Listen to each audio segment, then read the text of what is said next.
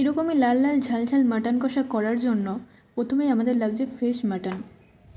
দেন মাটনটাকে একটু রংচঙে করে নেওয়ার জন্য এর মধ্যে দিয়ে নিলাম হলুদ গুঁড়ো, লঙ্কার গুঁড়ো, নুন আর সামান্য সর্ষের তেল। এটাকে ভালো করে মিক্সড করে নেবো। আর এদিকে রেখে দেবো আমি 15 থেকে 20 মিনিটের জন্য রেস্টে। ঠিক 20 মিনিট পর এটাকে আমি প্রেসারের মধ্যে 1 মিনিট নেড়ে কোনো রকম জল ছাড়াই 4টে সিটি দিয়ে নেব। এরই মধ্যে আমাদের মাটনটা অলরেডি 80% কুক হয়ে যাবে। দেন কড়াইতে সর্ষের তেল দিয়ে তেলটা ভালো করে গরম হয়ে আসলে এর মধ্যে দিয়ে দেবো কয়েকটা গোটা গরম মশলা। আর এই গোটা গরম মশলাগুলো যখন তাদের গন্ধ ছাড়বে তখন এর মধ্যে দিয়ে নেব পেঁয়াজ আর সামান্য নুন। পেঁয়াজ ভাজতে ভাজতে যখন এরকমই ব্রাউন কালার আসবে তখন এর মধ্যে অ্যাড করব রসুন বাটা।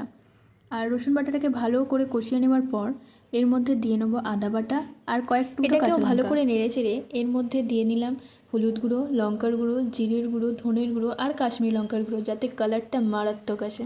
তারপর মশলাটাকে ঠিক ততক্ষণই কষাতে হবে যতক্ষণ না এর গা থেকে তেল ছাড়ছে।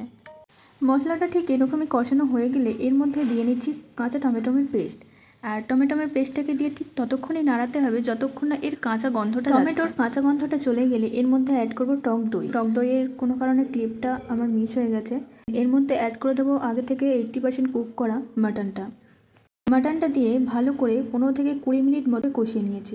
মাটনটা সেদ্ধের সময় কোনো রকম জল না দেওয়ার সত্ত্বেও মাটনে কিছুটা স্টক বেরিয়েছে, আর কষাতে কষাতে সেই স্টকটাই আমি ইউজ করেছি।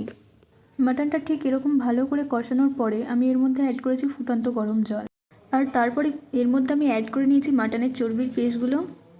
আর সব শেষে এটাকে 15 মিনিট মতো লো ফ্লেমে একদম ফুটিয়ে নিলেই আমাদের মাটন কষা হয়ে যাবে। পর কালারটার গন্ধটা অসাধারণ বেরিয়েছে। সবশেষে এটা একদমই অপশনাল, কেউ এটা অ্যাড করতেও পারো নাও পারো। আমি 1 চামচ মতো বাটার এর মধ্যে অ্যাড করেছিলাম। এরকমই সব থেকে সহজভাবে একবার হলেও মাটনটাকে রান্না করো। আর এটা হলো আমাদের মাটনের ফাইনাল লুক। কেমন হয়েছে অবশ্যই জানিও।